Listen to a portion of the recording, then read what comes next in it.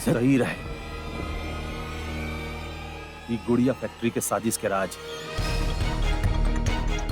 17 साल पहले आप यहाँ केहू के खून कैले रहे और फिर ये फैक्ट्री की आग लगा देंगे। वेल डन मिस्टर राशिद अहमद खान। अच्छा देखा तो गलत समझ रहा बाड़ा। हम यहाँ हमरा केहू फोन करके यहाँ बोलौले रहे। हम यहाँ एली और ये फोन कैले रहला आप?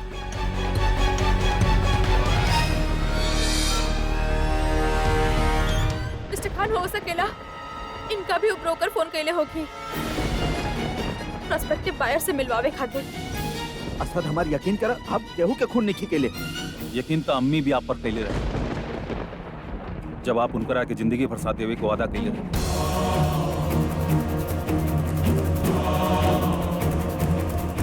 आज हमरा सिर्फ एक बात पर यकीन बा कि जो भी इस साजिश के पीछे बा उन्हें हमारा अम्मी पर गोली चल रही है।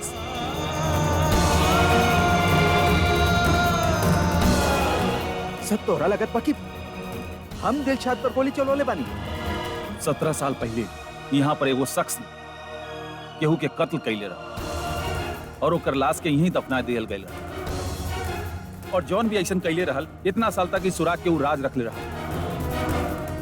17 साल के बाद हमरे अम्मी के एगो सुरागी गुड़िया मिलल और जाहिर बात बाकी जौन ही साजिश कैले बा वो नइखे चाहिए कि हमारा अम्मी जिंदा रहे, तो वो हमारा अम्मी पर गोली चलवा दी। और इस सब जगह के और सब हादसा के सिर्फ एक इंसान से ताल्लुक बा और वो बानी आप।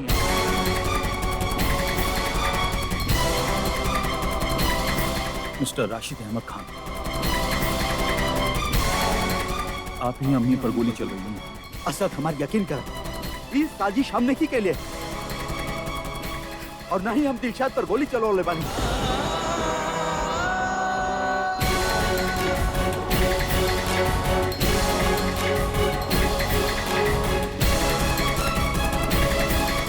काश हम साबित कर सकती।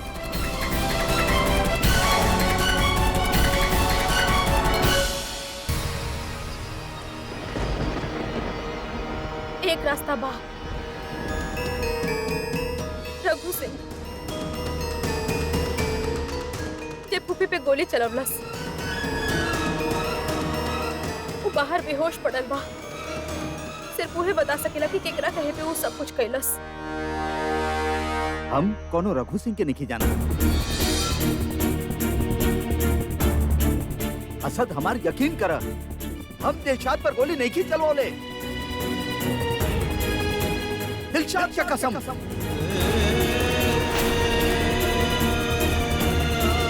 और तू जानत पड़ा ये कसम हमरा खातिर कितना बड़ बा। और हम ये बात साबित कर सकत बानी कि साजिश हमार नहीं है और ना ही हम दिलशाद पर गोली चलवले बानी।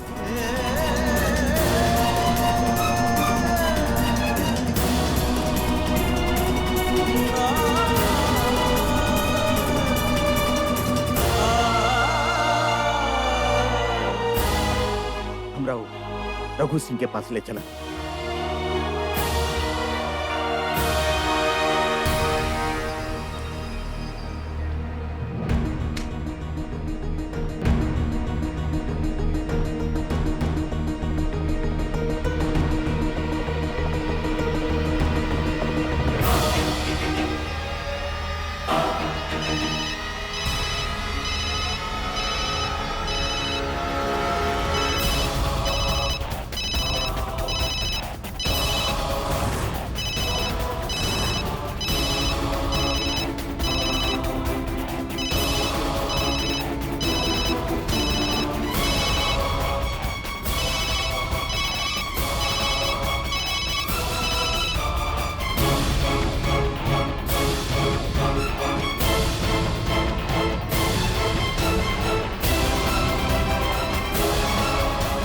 आप कहले रहनी कि आप रघु सिंह को नहीं की जाने, लेकिन ओकर सेल फोन पर लास्ट रिसीव कॉल आपके ही बा। हमरा रजिया सिद्दीकी की नंबर देले बारी।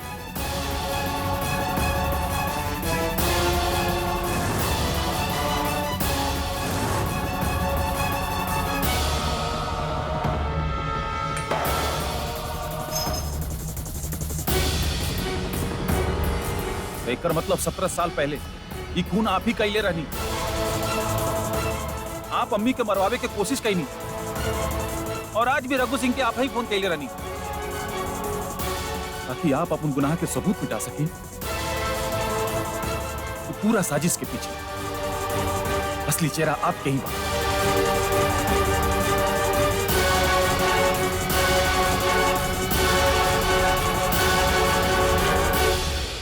काम हो गइल बा।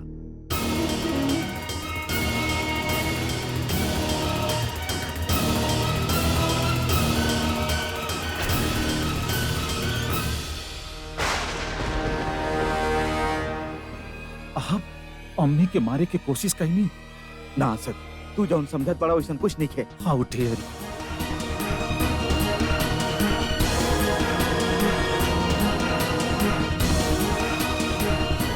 तुम्हारी हिम्मत कैसे भई? का करत बानी आप मिस्टर कौन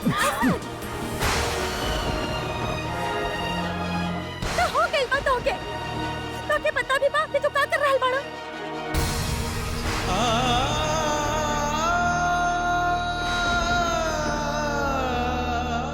अम्मी आप बीच में मत आई। यह इंसान आप पर गोली चलवाई रहल। असद ना तू गलत समझ रहल बाड़ा। ये ऐसा ना कर सकेनी। कर सकेले अम्मी और वो कैले भी बड़े। ना सर, हम दिलशाद पर गोली नहीं की चलवाले। झूठ, सब झूठ। आप अम्मी के मैनिपुलेट करत रहनी। आप कहत रहनी कि आप कोनो साजिश के शिकार बानी, पर वो साजिश आप ही शुरू कैले रहनी। असद तू गलत समझ रहल बाड़ा। सच झूठ नहीं के जौन तोरा देख रहल बा। तो सच का बा? बतावत काहे नहीं खा? सच्ची बाकी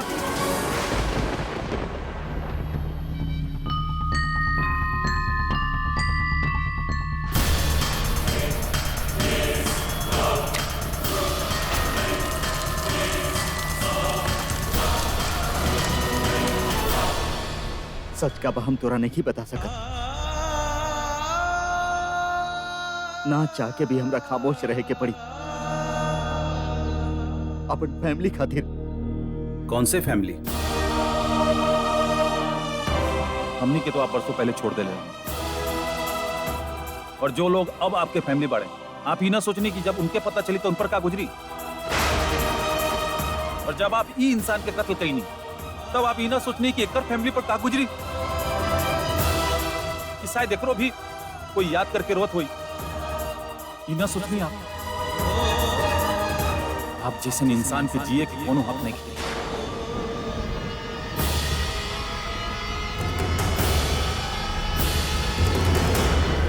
एक एक कहल जाला शह और मान।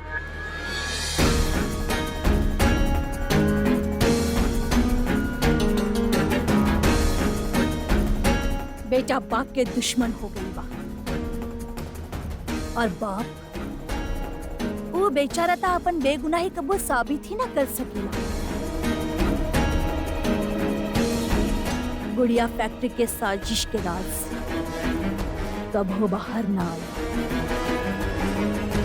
केहू के ना पता चली कि उपकती राशिद मियां ने हम कैले रहे। गुड़िया फैक्ट्री में वो लाश राशिद मियां ना हम दल्ले रहे।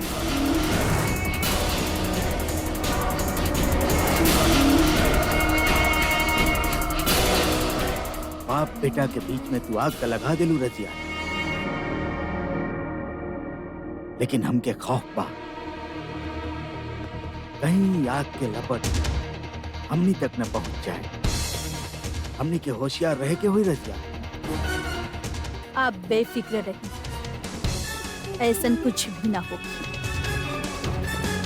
कहीं की राशिद मियां ये सोचे नहीं कि अनजाने में उनके हाथ से एक कत्ल हो गई बा और अब असद भी अपना बाप के कातिल ही समझी।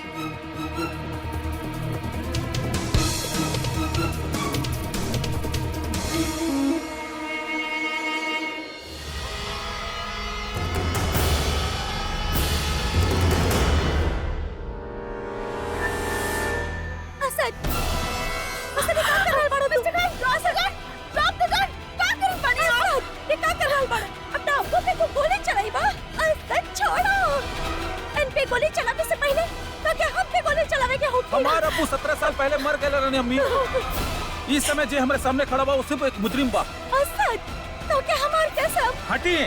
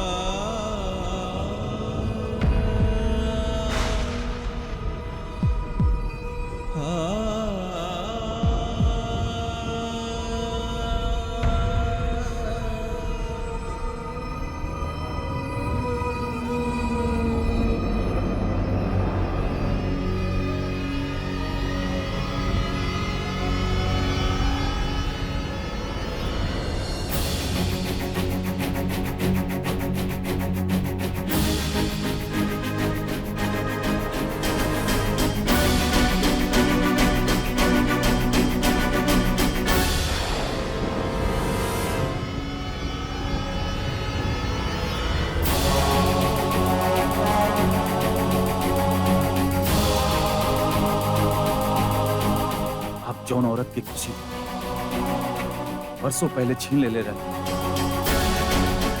आज वह औरत की वजह से हम आपकी जिंदगी खैरात में देता नहीं। लेकिन आप ये मत समझिए कि हम आपके बख्श देने वाले हैं।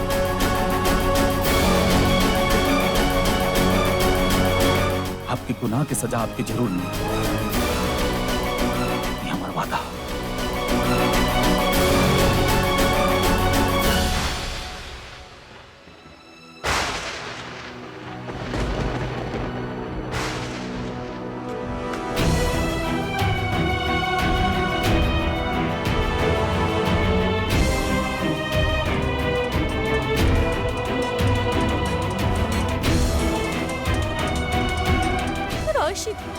आप यहाँ से जाइए प्लीज।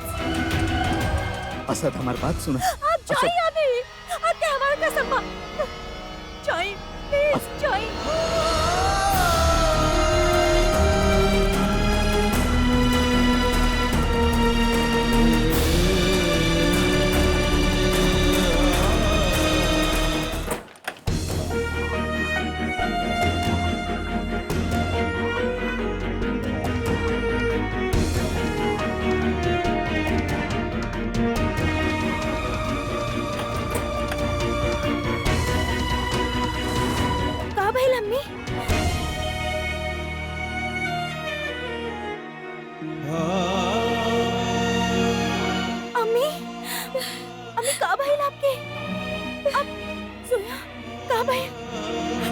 नजमा, तू फूफी के अभी ले जा, हमने बाद में बात कर जाए, ठीक बा? अम्मी चलिए, जाए फूफी, चलिए अम्मी।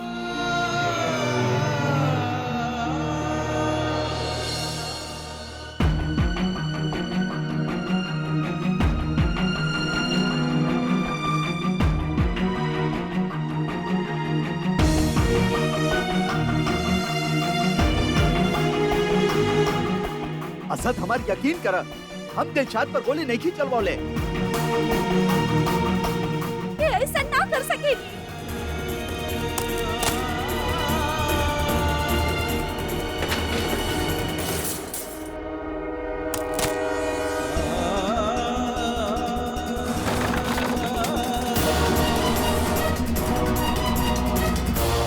मिस्टर खान,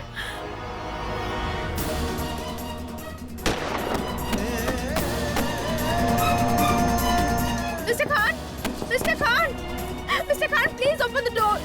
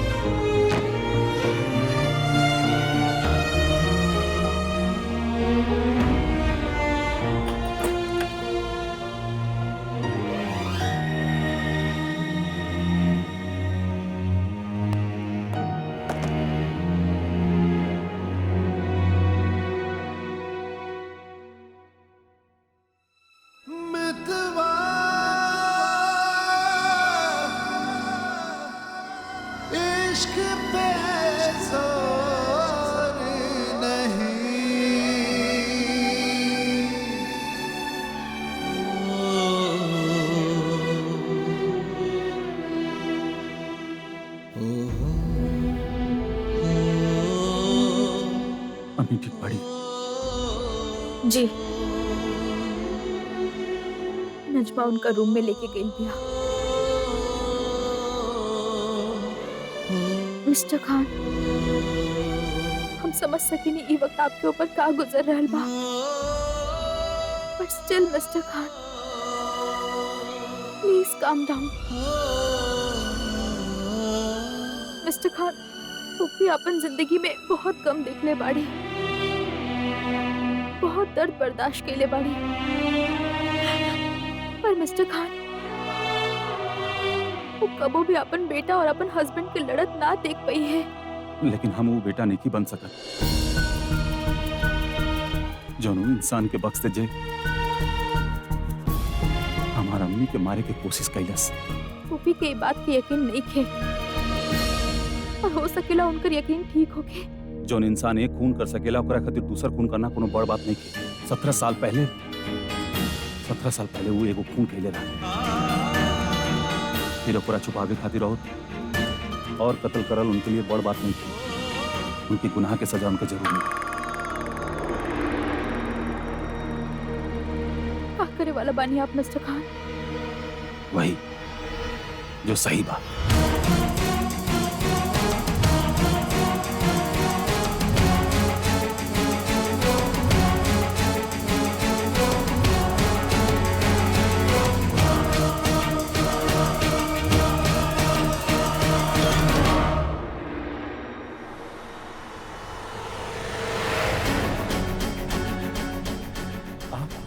अम्मी के मारे के कोशिश कहीं के फोन कैले रहला।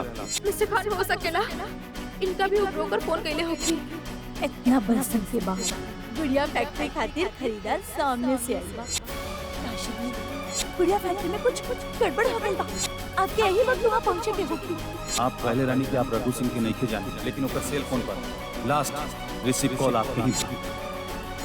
इली हमरे एगो बहुत खास और भरोसेमंद आदमी के नंबर बाई, वो एक जगह के अच्छे तरह से साफ करवा दी और सारा सबूत निकाल दी।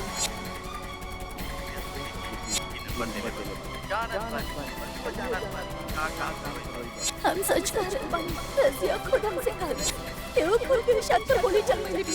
वो बाहर बेहोश पड़ल बा। रघु सिंह हमारे को बहुत खास और भरोसेमंद आदमी के नंबर बाई, जे पुप्पी पर गोली चलवलस। आप अम्मी पर गोली चलवेले भाई। हमारे को बहुत खास और भरोसेमंद आदमी के नंबर बाई, जे पुप्पी पर गोली चलवलस।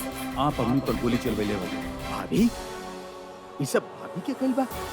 वो ऐसा हालात पैदा कर देली कि हम कारखाना जाएं और असद वहाँ आके हमरा गुनाहगार बना देवे। भाभी के वजह से हमार बेटा समझेला कि हम ओकर अम्मी के कत्ल करे के साजिश करनी।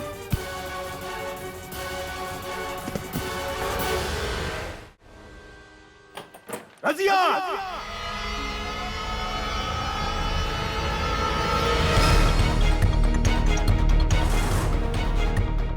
राशिद मियां, कहाँ भइल आप? ये सारा जाल तोहार बिछावल रहे ना? या अल्लाह, कैसन जाल राशिद मियां? हम तो सारा सबूत मिटाने में आपकी मदद। दरअसल झूठ तो जिंदगी भर हमरा अपन गुलाम बना के रख लो। हमारी सारी जिंदगी बर्बाद कर देलू तू। राशिद, ये का कर रहा है? और हमार बेटा के हमरा खिलाफ कर देलू। तू दिलशाद पर गोली चलवा लू। अरे तोहर हिम्मत कैसे भइल? हमार बीवी के मारे के कोशिश करी तू। हम तो छोड़ब ना। अरे अम्मी ठीक कहत रहली अम्मी, लेकिन केहू उनकर बात के यकीन ना कैलस। कितना घटिया साजिश करत रहलू तू, कितना घटिया। हम तोहरा जिंदा ना छोड़ब, तोहरा जान से मार देब, जान से मार देब तोहरा, जान से मार देब। छोड़ हमरा, अबू छोड़ा। ई हमार जिंदगी बर्बाद कर देलस। हम ऐसे कुछ भी ना कहीं। हम दिलशाद पर गोली ना चलवाई। आप लोगन के धो का गइल बा। हम कहाँ बिगड़ ले बानी आपसे? पहले आपके अम्मी और उसके बाद आप। आखिर आप लोग सब हमरे पीछे काहे पड़ गई? हम मानत बानी कि हम शनीन के घर तबाह होने से बचावे खातिर हम ये हमेशा चाहनी कि राशिद मियां दिलशाद के पास ना जावे, लेकिन शरीन शरीन शरीन हम सच कहता है रोशन मिया अभी भी दिलशाद से इश्क करेलन छुप छुप के मिले नहीं दिलशाद से अगर आपके दिलशाद से मिले के बाद तक जाए ना रोकब हम लेकिन कम से कम हम पर ऐसा बेबुनियाद इल्जाम तो मत लगाए कि हम दिलशाद पे गोली चलवाने वाली ना कहनी हम ऐसा कुछ। अरे खबरदार एगो और झूठ बोलूता राशिद इका हिमाकत बा बस सिद्दीकी साहब अब और ना अरे जिंदगी भर अपन सर झुका के जिया तावत बानी बाकी अब और ना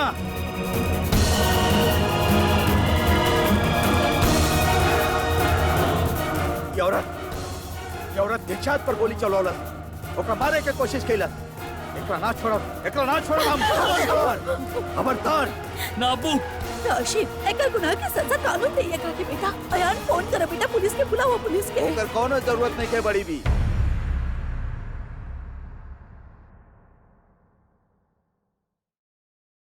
आप याद कहनी बंदा हाजिर बा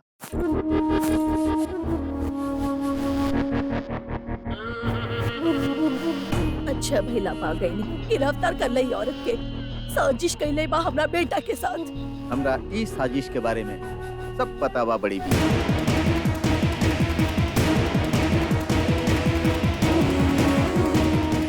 आपके साजिश धोखाधड़ी और गुड़िया फैक्ट्री में भयल कत्ल के इल्जाम में गिरफ्तार कल जात बा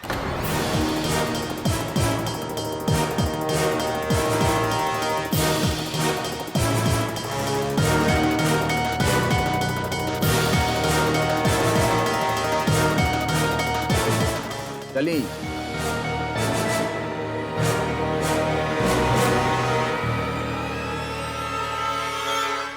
जनाब चली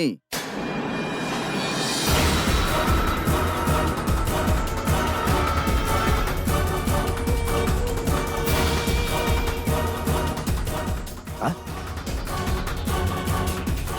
ले चला राशिद रुका ई का हो रहल बानी साजिश ता मुमानी कैले बानी अब्बू ता बेगुनाह बाड़े आप हमके बार बार तकलीफ ना पहुंचा सके नहीं हम हर बार खामोश ना बैठल रहब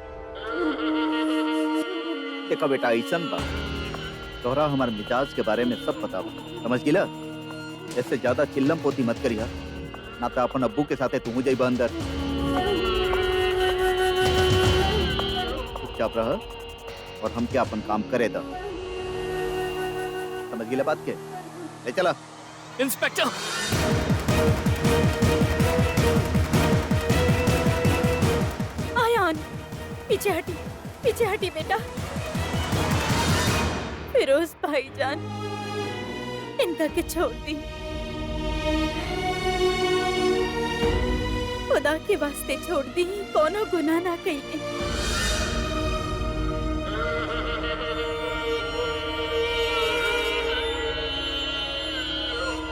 देखा आप ऐसन बा ये गुनान कैलन के निखन कैले ई त तय करी कानून समझ गिलू बात के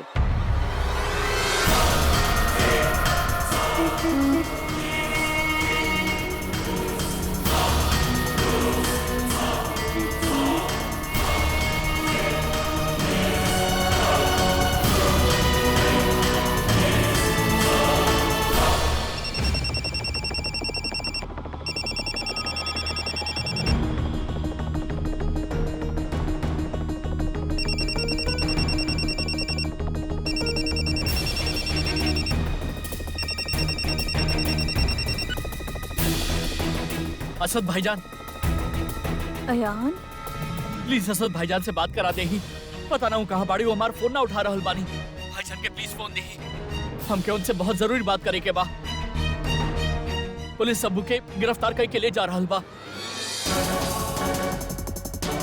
का प्लीज उनके फोन दे दी प्लीज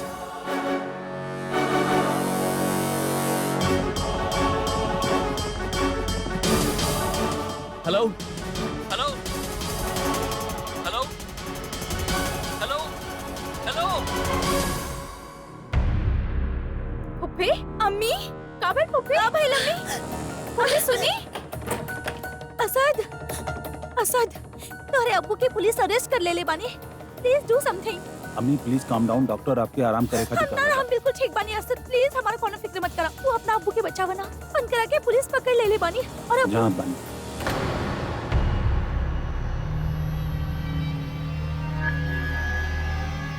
जानत बानी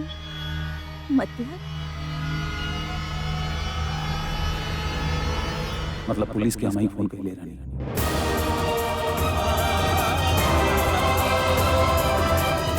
हम ही उनके अरेस्ट करवाइले बानी।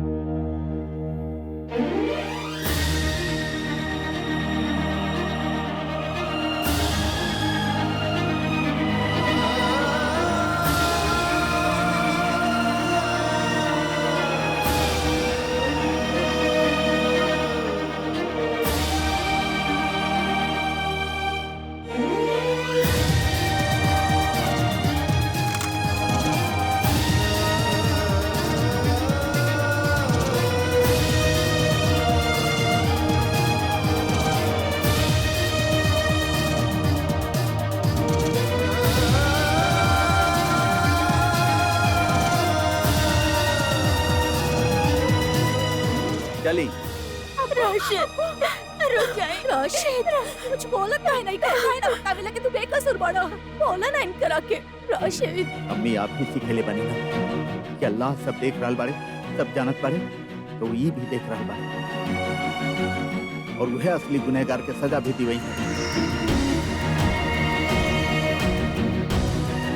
झूठ के पावना हो खिला ऐसे उस साजिश के बैसाखी पर चलेला, लेकिन जौना दिन बैसाखी गिरी ना वो दिन पता चल जाई कि कितना पानी में बा।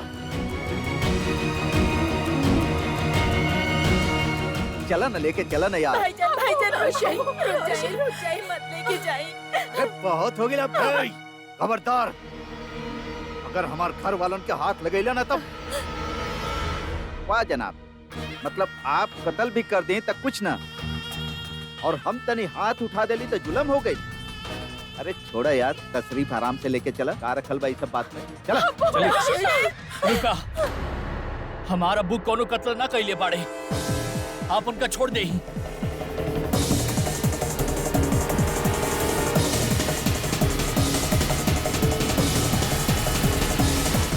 आप हमारा बुक ही छोड़ दा। का है कि तू कहत बड़े ऐसे छोड़ दी? अभी ना तो थोड़ा देर में आपके छोड़े के पड़ी इंस्पेक्टर साहब। हम असद भाईजान की खबर पहुंचा देहले बानी और हूँ अबू को कबो जेल ना जाए दे हैं।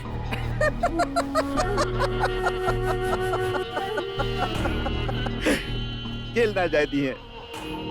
अबे तोर भाई ही तोर अब्बू के अरेस्ट करे ले, समझ गेले बात के?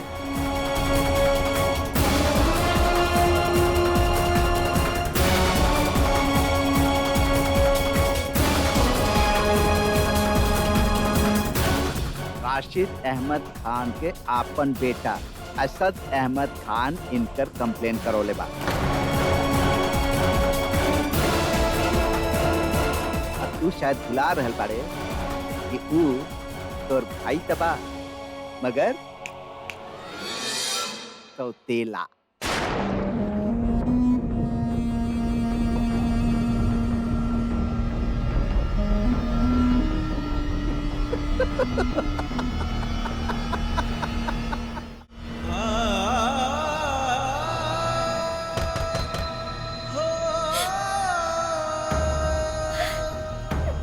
अम्मी, अम्मी, अम्मी आप तो कुछ बोली। अम्मी प्लीज, अम्मी हमरा खाते। अम्मी please. Najma, Soya, Soya please do something. Soya, भाईजान भी दरवाजा ना खोल रहल बड़े। अम्मी भी, हमने तो कुछ समझ में ना आ रहल। प्लीज सोया, हमरा की कुछ समझ में ना आ रहल। पुप्पी पुप्पी पुप्पी आप प्लीज रूम में जाइए। मम्मी प्लीज चलिए। समझने की कोशिश करिए, थोड़ा आराम करिए, प्लीज रूम में जाइए। पुप्पी हमें आपके आराम की जरूरत है, प्लीज चलिए। नजमा इनका प्लीज ले जाओ। मम्मी चलिए, प्लीज चलिए। प्लीज पुप्पी जाइए।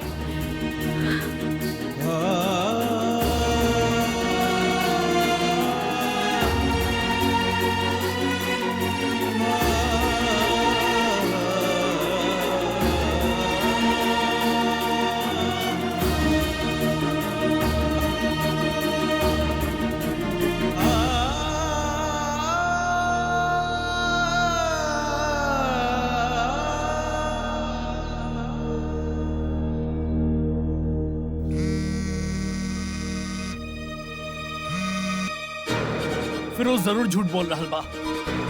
असद भाईजान ऐसा ना कर सकेले।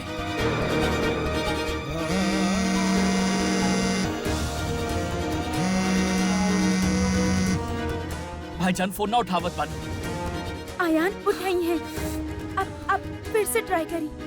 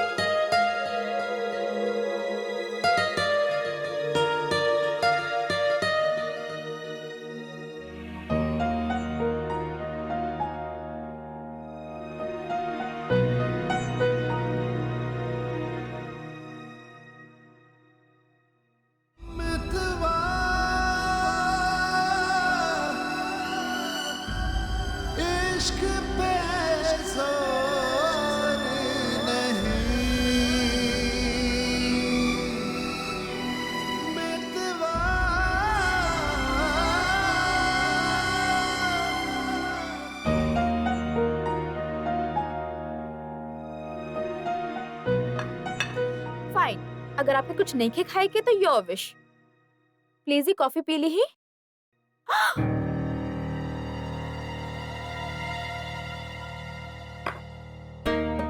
ये आप ठीक ना करी मिस्टर खान। पता बा हम कितना मुश्किल से कॉफी बनावले रहनी। आपन दिल पे पत्थर रख के इतना मुश्किल से आपन कुकिंग स्किल्स के साइड में रख के हम बिल्कुल आपके जैसन शुगरलेस और बिटर कॉफी बनवनी। आप इसे झटक देनी जैसे coffee is your cup of T.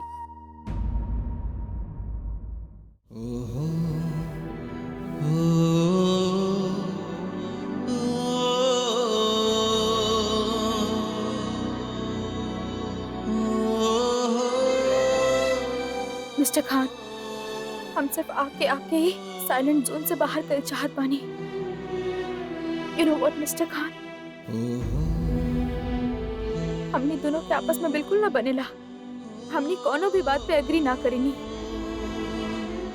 पर जब भी कोनो प्रॉब्लम होखेला ना तो हमार दिल में एगो भरोसा रहेला कि मिस्टर खान बाड़े वो सब ठीक कर दी है।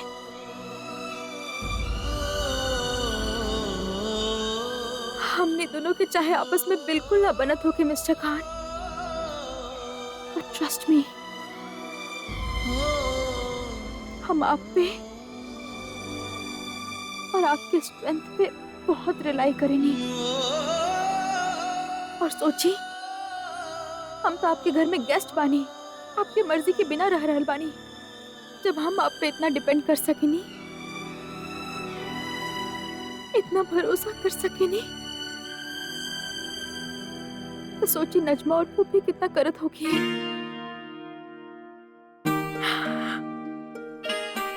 मिस्टर खान, आप उनका सहारा बानी।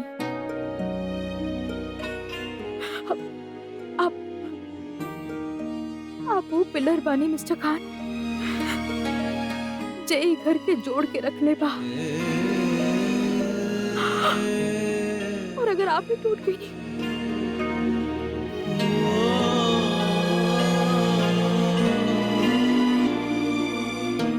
देखिए मिस्टर खान, ये वक्त फूफी और नजमा की आपकी बहुत जरूरत बा। सोचिए अगर आप उनका ना संभालनी तो के संभाली?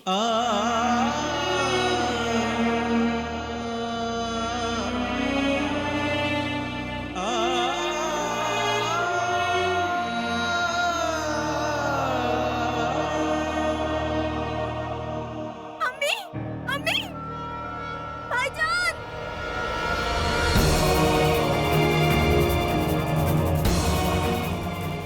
अम्मी, आँख खोलिए, अम्मी। अम्मी भाईजान, अम्मी की अम्मी। देखी ना क्या हो गई? अम्मी अम्मी उठी, भाईजान कुछ करिए जा ना। पानी लेके आओ। अभी हवा था नहीं। पप्पी,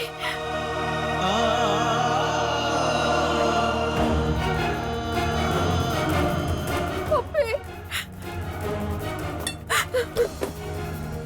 पप्पी। अम्मी अम्मी पप्पी,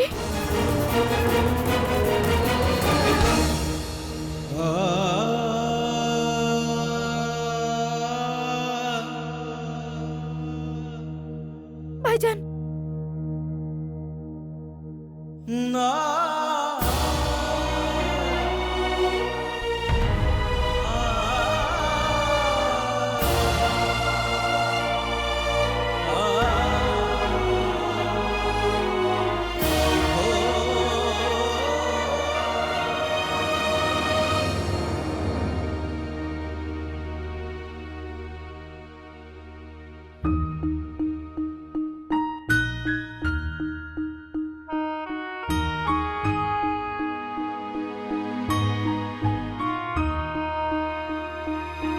अम्मी हम जानत बानी कि आप हमसे नाराज बानी।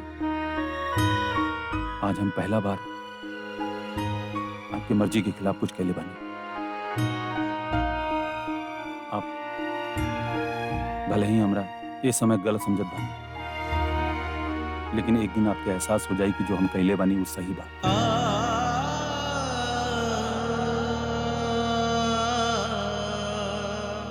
अम्मी आप ही से कहले बानी ना, हमेशा सच्चाई, हमेशा इंसाफ खातिर खड़ा होए के चाहिए। हम आपके ही बात पर अमल कर रहा बानी, लेकिन हम जो कहले बानी हमरा ओकरा पर बिल्कुल भी अफसोस नहीं किया।